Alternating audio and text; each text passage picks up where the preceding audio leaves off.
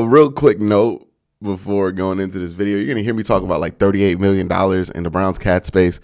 Make a mental edit that when I said that number, I wasn't really factoring in the $11 million that David Njoku was going to sign for. So my bad on that one. So when you hear me say 38 million, it's really probably closer to 27 that they can get to in cap space, because again, David's going to eat up about 11 million in cap. Didn't think about that, even though this video is about David Njoku. So any cap space notes, just have that there. All right, let me go back to Quincy from the past and jump back into the video. Some good news dropped earlier, yesterday? The Browns have decided to franchise tag David Njoku. While it's not the long-term deal that some may have been hoping for, it's at least nice to know that that can's going to get kicked down the road until next year. Now, again, they have this ensuing issue, right, where if they have David on this, essentially what is a one-year deal, the franchise tag, it's going to be good for next year. But what if you have a situation where David Njoku has a great year?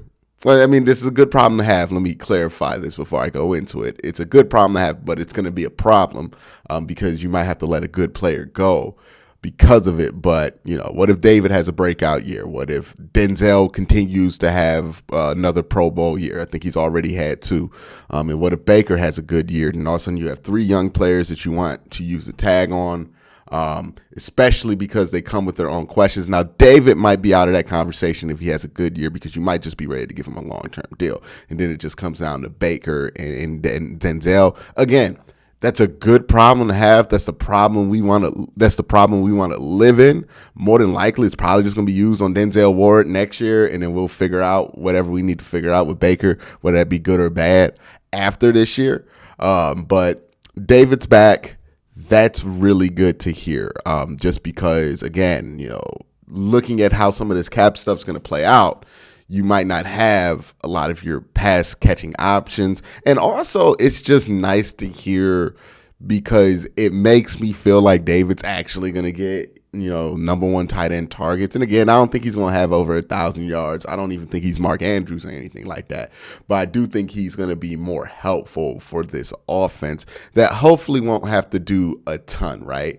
I think he's going to be a little bit more explosive than, not a little, but more explosive than Austin Hooper. More reliable than Austin Hooper. And then that brings you to the question of Austin Hooper, right? If the Browns are saying that they're willing to pay David Njoku $11 million in 2022, it's kind of an indictment on Austin Hooper, who's getting paid, $9, but he has a cap hit of 13 this year. And I don't know a lot of teams that go, plus 20 million for tight ends, especially when none of those tight ends are like George Kittle or Mark Andrews or Travis Kelce, right? Like the Browns don't have any of those guys on their roster right now. So that's a lot for Austin Hooper and David Njoku. So the writing might be on the wall for Austin, even though it's not as clear, right? He doesn't have a clear-cut contract situation.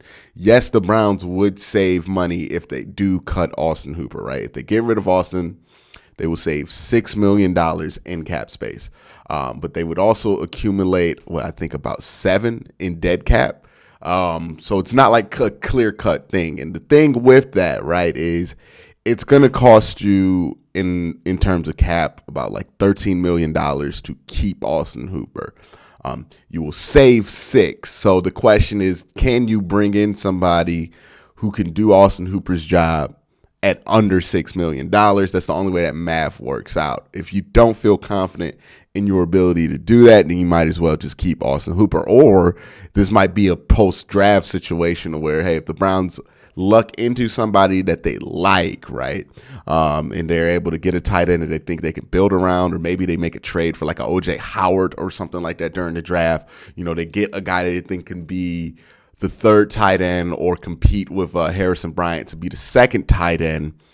Then I think Austin Hooper becomes expendable, because you could then replace him for much less than it would cost to cut him. So again, that $6 million number when it comes to finding the replacement for Austin Hooper, that's important, right? If you're going to get rid of Austin, Maybe you have a lot of confidence in Harrison Bryant and you feel like you could just draft a third tight end, and then that's how you deal with that situation. But that solution has to be under $6 million in order for it to make sense. You can't just cut Austin Hooper, save the $6 million, and then spend $10 million on a replacement for him, because then you would have cost yourself a ton of money, especially if the production is going to be the same. Let's face it, Austin Hooper's giving us number 2 tight end production, even at number 1 tight end targets. So it wouldn't make sense, right? And then obviously we know about the Jarvis Landry move that could happen. Maybe it's a restructure, maybe it's an outright release, but something's going to be done because the Browns can save up to $14.5 million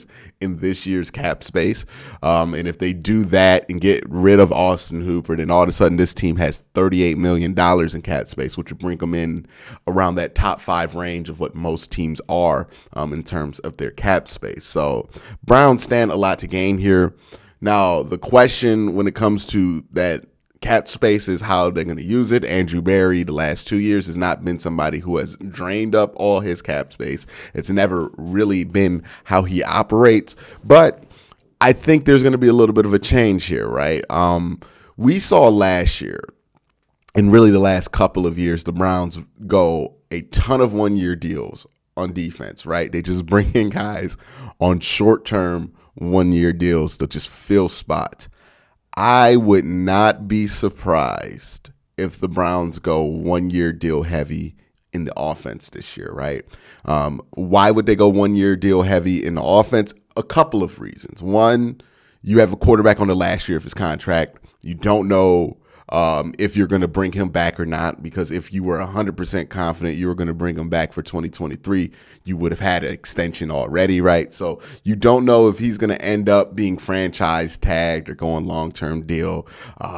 With Baker, I think the most likely scenario for him is either he just walks after 5 years, or he gets the franchise tag. I don't think he's going to get a long-term deal at the end of this year, unless he plays phenomenal and the Browns get to like the AFC Championship game or the Super Bowl. Then he'll probably get his long-term deal. But the question with him is 2 straight years together, right? Can you be consistent for more than just 1 year and then not have to fall off the year after? In order to see that, we need more than just this season, right? We don't want to see another season attached to that. So franchise tag's probably what he's playing for, more than likely. And knowing that you're in that situation, you probably don't want to sign a bunch of wide receivers to like 5-year deals. Well, nobody goes for 5, but like 3-year deals where, what happens if you're stuck with a guy for 3 years and then that guy doesn't fit with what you want to do offensively, or Baker has a bad year, or you get cut or something like that. Like, you don't want to be in that situation. So I think how the Browns will go about it at wide receiver is they're going to target guys who probably want 1-year deals, right? The Juju Smith-Schusters of the world. I know that name's going to irk some people because nobody likes Juju in Cleveland. But these are the type of wide receivers that they're going to want, right? Juju, Allen Robinson, guys who had down years in a either contract year or in the last year of their deal, or as a tagged player like Allen Robinson was, guys who had down years who need to bounce back, right? And maybe they're not going to get the big opportunity to bounce back. Maybe they don't see the ideal of being the 4th option in Kansas City is how they're going to get their money. And maybe they think they can get more money by being what would essentially be the number 1 option in Cleveland, or what they would see themselves as the number 1 option, especially if the Browns do get rid of Jarvis Landry to do that, right? Like, they're going to have to go after those type cases, right? They're not going to be able to just say, hey, Devontae Adams, do you want to come to Cleveland? They're not going to be appealing to top-level wide receivers who are going to be able to get long-term deals elsewhere. They're going to be appealing to guys who want to either enter free agency as soon as possible, have a healthy year, maybe show some things. Like, again, I know nobody wants to hear it, but the Juju Smith-Schuster thing makes a lot of sense for both Juju and the Cleveland Browns. Juju is a good fit as a football player, right? He is a guy who could do short intermediate routes, a reliable catcher of the football, and a very strong and physical blocker. Working in a system like Cleveland's would make a ton of sense for him. It would showcase his ability as a blocker. It would really showcase his ability as a blocker. He would get more targets than I think people would assume, just because he doesn't go too far away from the football. I don't think the Browns are going to be willing to take a ton of risk in the passing game. So he would be a recipient of a lot of that. It just makes a ton of sense for him. But again, whether he wants to come to Cleveland after being a Steeler for all these years, whether, that's a whole different can of worms, but it does make sense, right? Allen Robinson could make some sense there, even though he's a different style of wide receiver. He's a guy who's used to kind of making his own plays as a wide receiver. He's had Mitchell Trubisky, he's had Blake Bortles, so this wouldn't be that far of a stretch for him.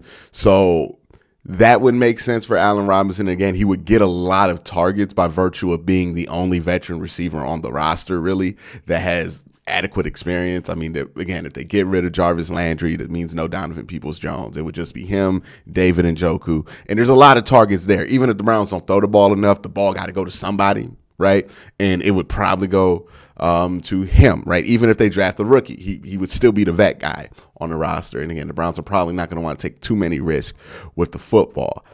So this David Njoku franchise tag, it's good news. I think it's ultimately really good news. I like that they did this. I really wanted them to at least think about franchise tagging him, if not a long-term deal.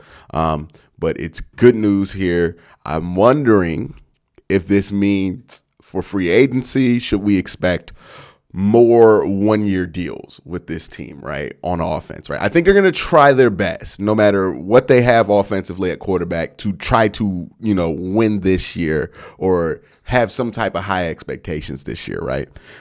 If they fail this year, then I think they're going to have to rebuild anyways, right? You're going to have to get a new quarterback. You're going to have to replace a lot of what's going on the offense at a rapid pace. So you don't want to have a lot of long-term commitments on the offensive side of the ball. You can just let some guys go, right? That's where you would see J.C. Treader probably be gone. You'll probably see the end of Jack Conklin, right? The win-now offensive players will probably be out. And then you would bring in a whole new crop just to rebuild the offense to try to get this team back on its feet as soon as possible. So I think this offense is in a perfect situation where we're going to get a lot of one-year deals, I think, on this offense, especially at wide receiver. It'd be interesting to see how they see these prospects in the draft, right? Do they see anybody who can help them right now? Or do they think they're going to be long-term projects? If that's the case, do they really want to draft a ton of wide receivers? I have no idea, but I think this is going to be interesting to see how they handle this in free agency and beyond, right? So let me know in the comment section down below. Do you think the Browns in free agency are going to go heavy at the one-year deals for these wide receivers, right? Do you think they're going to try, instead of offering a guy like Allen Robinson maybe 3 years, what would be a good number for Allen? 3 years, $24 million, so $8 million a year, and then maybe a void year at the end of it to puff up the number, but to bring the cap number down ultimately. That might make sense. Or are they going to just offer Allen Robinson 1 year, 10, right? Because they have that extra cap space. If they cut a guy like Jarvis and they cut Austin Hooper, they could throw the extra $2 million in there for this year, but not be committed to anything after that. Is that where they're going to go with this? I think that makes the most sense. I'm probably going to do a video later this week on the free agent targets that the Browns could go after that would make sense at that 1 year deal mark, because again, not everybody's going to be open to that. But I think that's probably where the Browns are going to go, right? I think they're going to have the same solution for wide receiver as they've had for the defensive line for the last couple of years, where it's been 1 year deal after 1 year deal after 1 year deal at that position, right? D tackle and D end. And now they're going to pivot it to, instead of 1 year deals for the defense, we're probably going to go 1 year deal at wide receiver. I think the Browns are probably going to cut Austin Hooper, move Harrison Bryant up the depth chart, bring him to number 2, and then draft a guy. Right, that would be the most cost-effective solution. I don't even think you miss that much when it comes to production, because I think Harrison Bryant could do what Austin Hooper did at the very least, right? And if not, then maybe you can sign a vet for like $3 million, or I think it's probably going to be the draft solution. And you cut hoop, and then you add that money into these 1-year deal piles that you're going to want to go into. But it's going to be interesting. Free agency is starting up pretty soon here, and we're starting to get to some of these deadlines. Going to be interesting what the Browns do. But again, Browns franchise tag David Njoku. Really good news. We'll see what they do going forward. Again, this team could have up to $38 million in cap space, which would be some of the highest cap in the league. The Browns have had great cap space numbers. That's due to the competency of that operation that they have there. But we'll see how they use it in the next upcoming days. But again, guys, thank you for watching. Have a great day. Have a good night.